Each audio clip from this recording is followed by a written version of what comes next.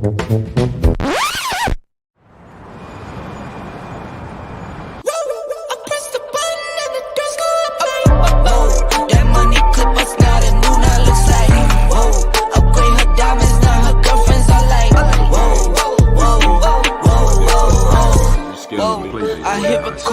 you can't ignore it.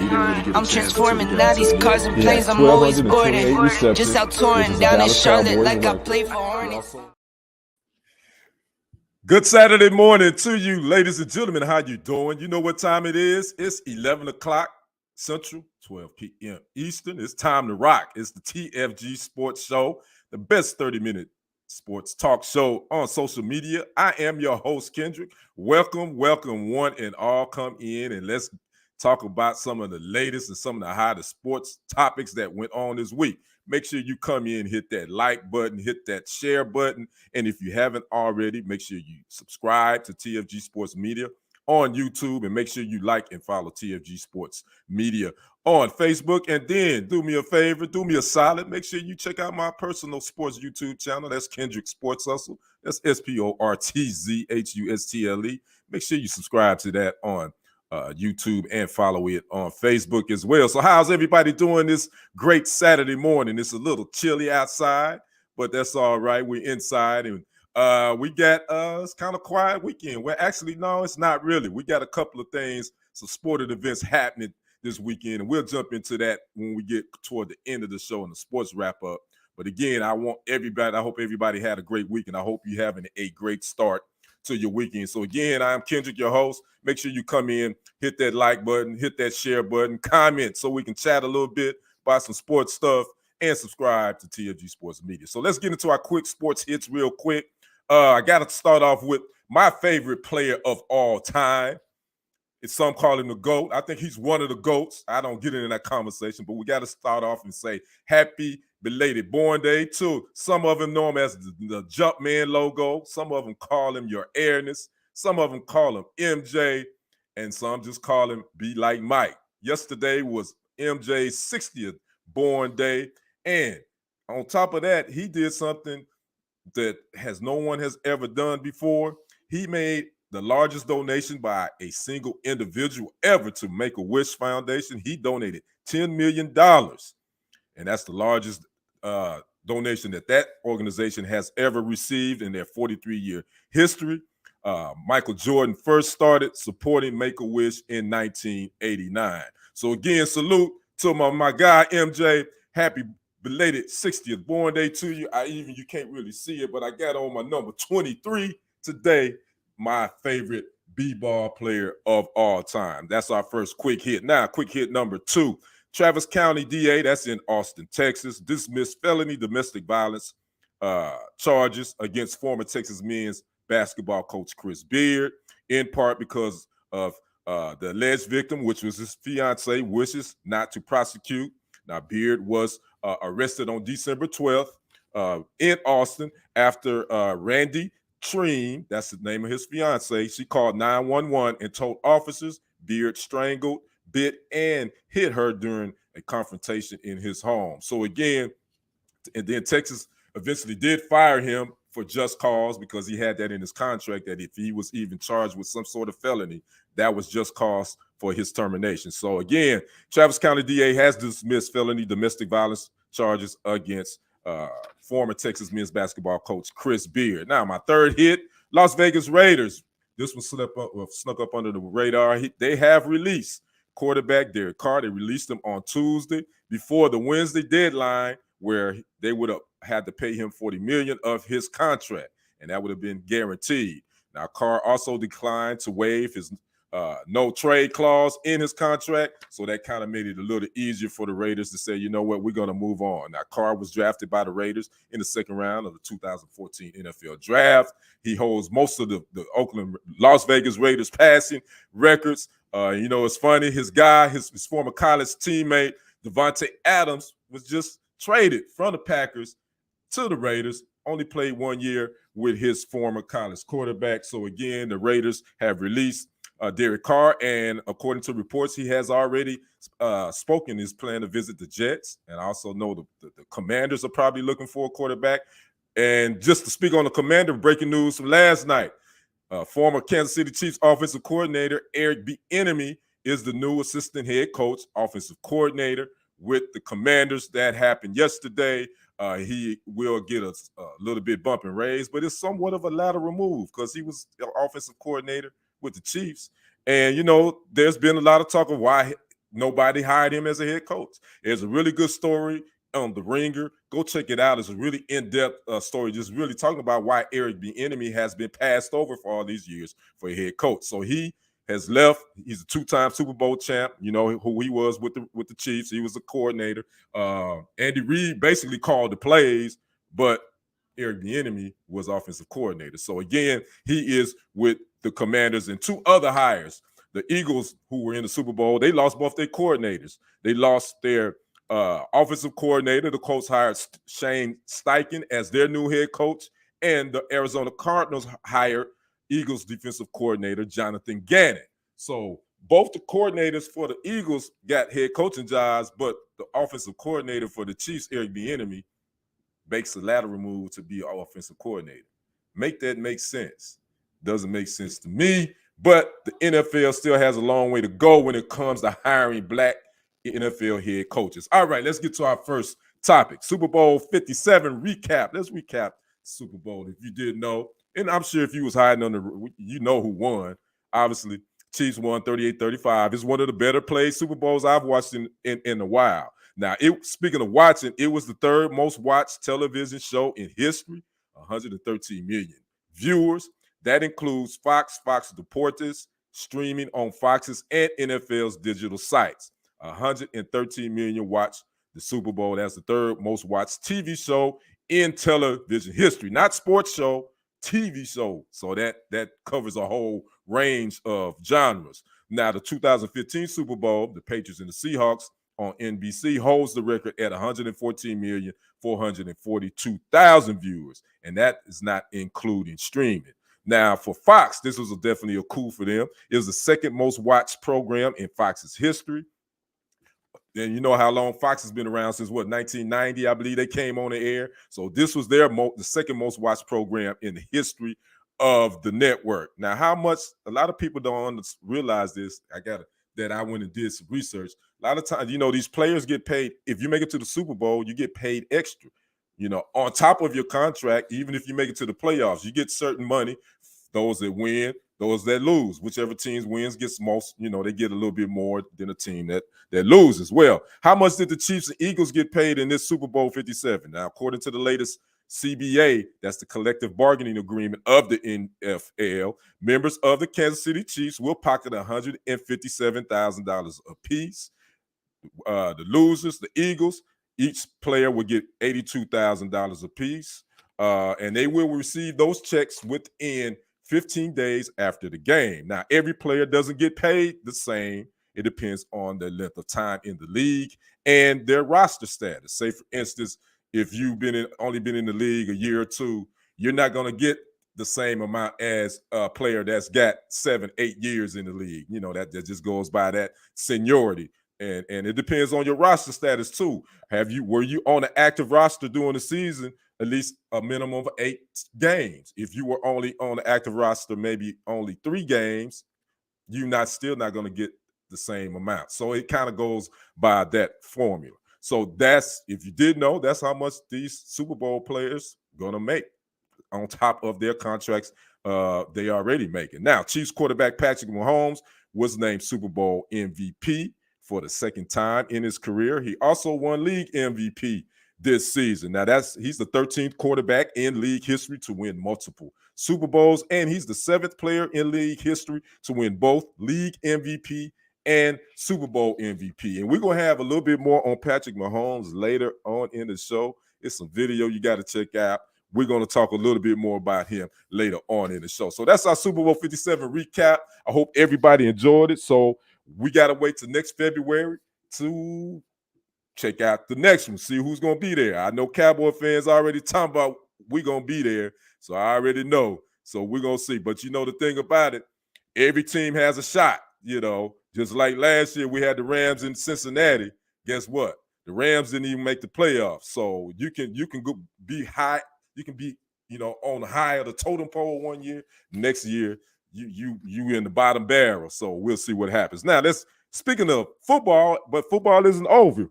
We got the XFL. Yeah, the NFL season is a wrap, but the XFL Football League is on tap. It's back after a 2-year hiatus. And now, if you remember, the XFL came around few years ago, and this is Vince McMahon League. I don't know if you guys watched it, but that's where the players had their own nicknames on their jerseys. I remember Rod Smart. He went by He Hate Me.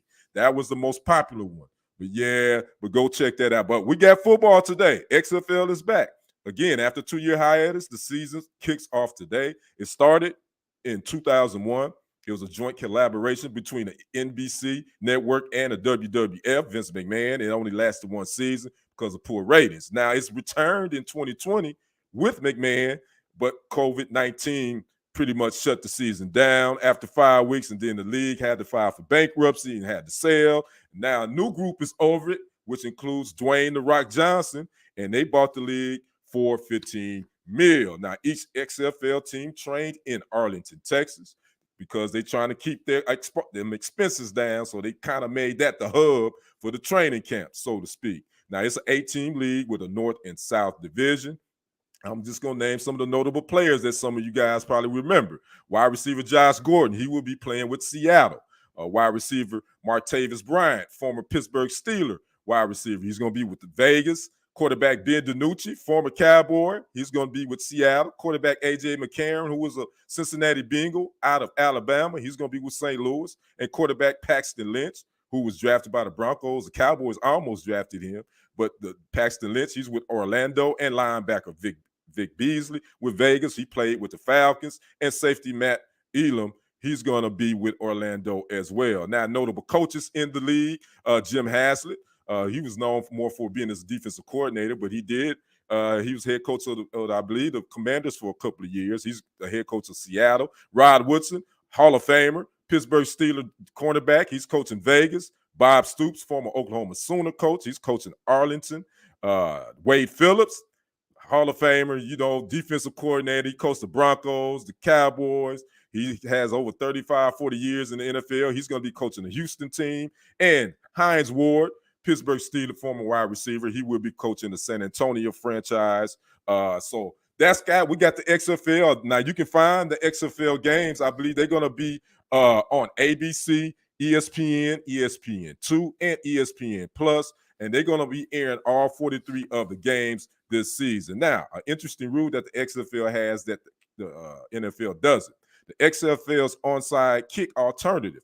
A team can try to keep the ball after a score or by attempting a 4th and 15 and converting from their own 25-yard line. So that's a different rule that's different from the NFL. So again, XFL is back.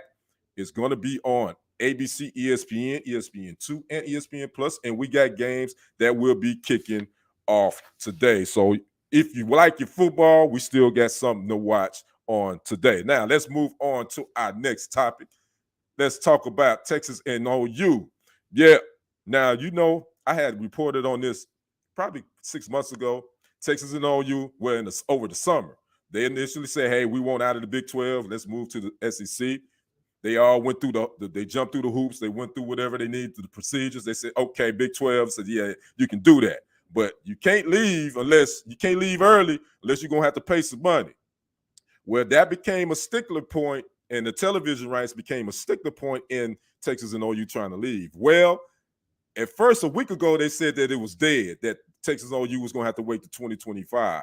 Well, this week, they somehow found that middle ground. They was able to come to an agreement, and both teams will be joining the SEC next season. So this is the last season for Texas and OU in the Big 12. Now, both UT and Oklahoma will owe a combined $100 million to get out early.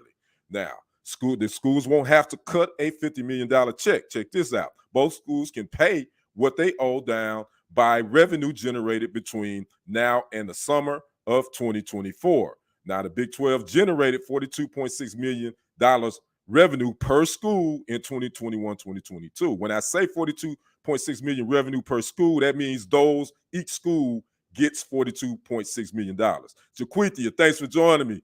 glad you popping in. Good to see you. So again, technically, all Texas and all you have to do is just because it's a revenue sharing when it comes to conferences. So all Texas got and you have to say, okay, whatever our part is, if we get like 43 million, all we got to do is cut a check for 7 million. We good, we out. So really, they're not going to be coming out a lot of money out of their pocket. Now, according to footballscoop.com, with OU and the Longhorns coming to the SEC will have to nail down a schedule like this year, real soon, because most conferences and schools schedule out a year or two in advance. So the SEC now going to have to figure out, they got the two divisions, how are we going to mesh bringing in Texas and OU, how are we going to be able to schedule these teams? So because the SEC will now have 16 teams. So that's going to be a big stickler for the SEC. But again, Texas and OU are leaving a year early. They weren't expected to leave until 2025, but they were able to basically buy themselves out and leave in 2024. And they worked out something with the television rights. Now, where does that lead the Big 12?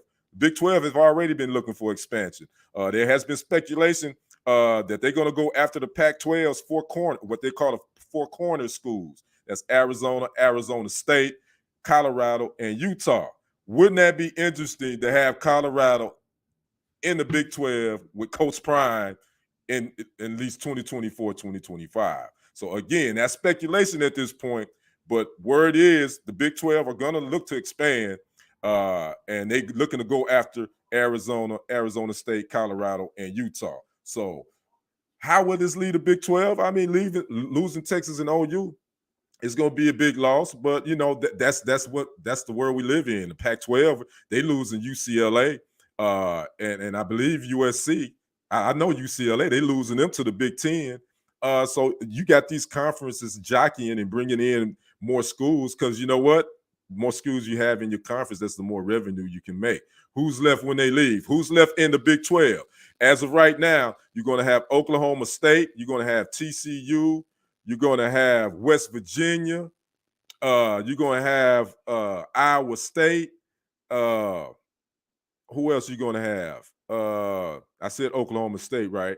Those are the ones I can think off the top of my head. I think Houston is going to eventually move into the Big 12 too. But as of right, Texas Tech, Baylor. Got to remember those schools. So it's Texas Tech, Baylor, West Virginia, Oklahoma State, which is kind of crazy. Oklahoma State is still going to be the best. I mean, what's the top dog? Who's going to be? Well, right now, it depends on what sport you're talking about.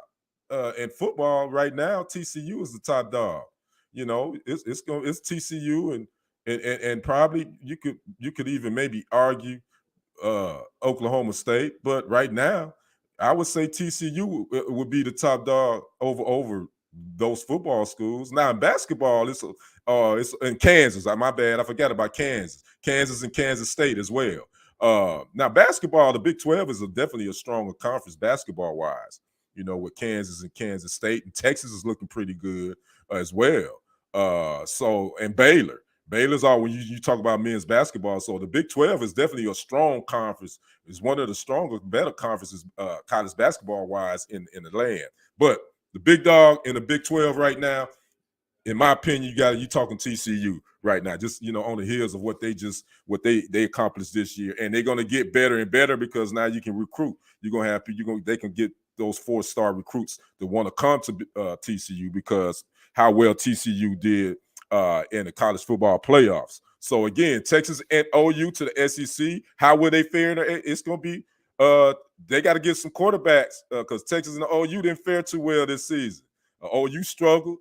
Texas struggled. They was up and down. So they're gonna be in the big dog conference. The Alabamas and the Georgias and all that.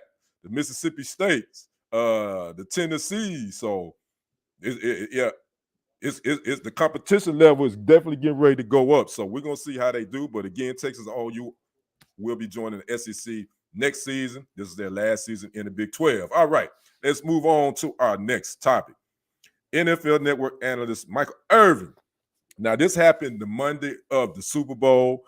Texas ain't scared, laughing out. I hear you, real estate. They better not be. They can't be scared. If they scared, they better go to church. Now, Michael Irvin, latest on this. I'll kind of do a rewind, but Michael Irvin actually filed a $100 million defamation lawsuit against the Renaissance Hotel in Phoenix, and it's owned by Marriott. The reason being, last Monday, an alleged woman, I think this woman is not alleged woman, a woman, she said that Irvin, according to the hotel, the management, that he made inappropriate encounter with this particular woman. Now, let me tell you what happened. Michael Irvin had went out, had drinks and dinner with a former NFL player. He came back to the hotel, came through the lobby. This particular woman, he stopped and talked with this woman 45 seconds to a minute and went to his room. Now, this is the story according to Irvin. Now, after this came out, this woman said that he is an inappropriate encounter. NFL Network suspended him from all his Super Bowl duties. He was done. He couldn't cover the Super Bowl. And this was Monday night. He couldn't cover anything up until the Super Bowl. Some witnesses came out a couple of days later. Go check out the story I did on TFG Sports Media. And they said that they kind of observed Michael talking to this lady, and they didn't see anything out of the ordinary. They say Michael maybe spoke to her maybe a minute or so. He left and went to his room. Irvin went on 104.3 in 105.3, the Fan in DF Dub. He explained it. He said, I was just baffled. I'm shocked. I don't know what I did, yada, yada, yada. So on Thursday, last Thursday, Irvin filed a $100 million defamation lawsuit. The judge has asked that hotel, the Renaissance Hotel in Phoenix, to provide names of those involved and video of the alleged incident. Now, Irvin's attorney, Levi McCathan, he requested the video footage Thursday morning as well, and the judge says that they have to submit that by February 20th. Again, I smell something fishy from the very jump with this. I just thought that for someone to only talk to you for 45 seconds to a minute, and I'm not saying nothing inappropriate can happen, but you're in the middle of a lobby and people are seeing that. I mean, I just thought this was somewhat fishy. I'm also kind of, my red flags went up with this hotel.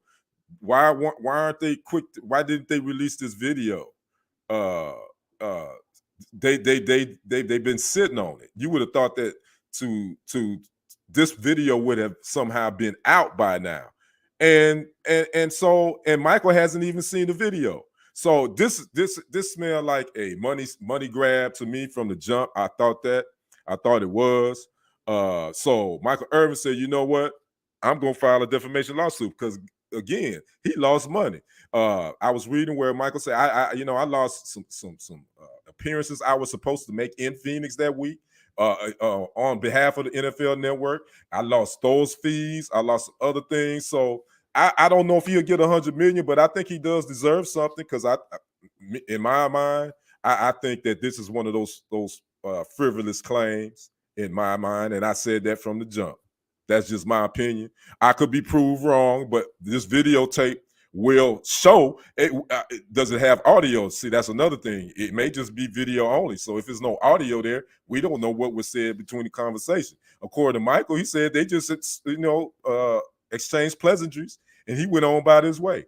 And some of those other witnesses corroborated what Irvin said, that it wasn't, they didn't see anything. He didn't do anything wrong. So we're going to keep our eye on this story, but he definitely did. Michael did file that $100 million defamation lawsuit, and I hope he wins. In my opinion, I really do hope he wins if that is the case. So we'll keep it locked to the TFG Sports Media, and we'll let you know what happens with that. So now we down to our sports wrap-up. Real talk. And I told you we're going to talk about Patrick Mahomes. And you know why we're going to talk about Patrick Mahomes? Because the Chiefs just had their big Super Bowl parade on Wednesday in Kansas City. They go hard when on Kansas City, these Super Bowl parades, the whole city shuts down, and it was going down. Well, social media kind of went into a frenzy when Super Bowl MVP quarterback Patrick Mahomes was he was feeling a little good too. Lamar, roll that video. I'm gonna kind of talk over it.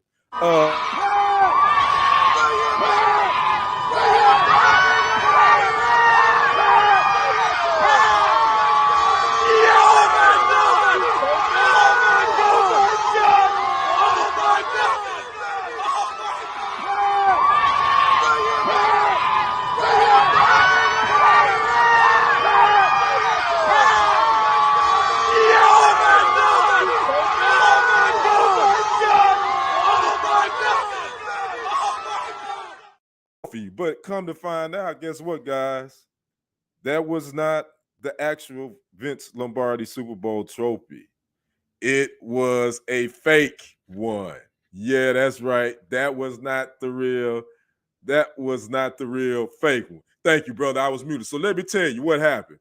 The big Patrick Mahomes had given this fan had this trophy and given it to Patrick Mahomes, but in one piece of video, it looked like Mahomes had the trophy first. So he walked over to the fan and he was looking at it, and he gave the fan the trophy, and the fan and Patrick Mahomes took a picture with that trophy, and Mahomes walked away. So people was like, "Oh man, he walked away with the trophy," but that was not the case. He did walk away, but that wasn't the real trophy.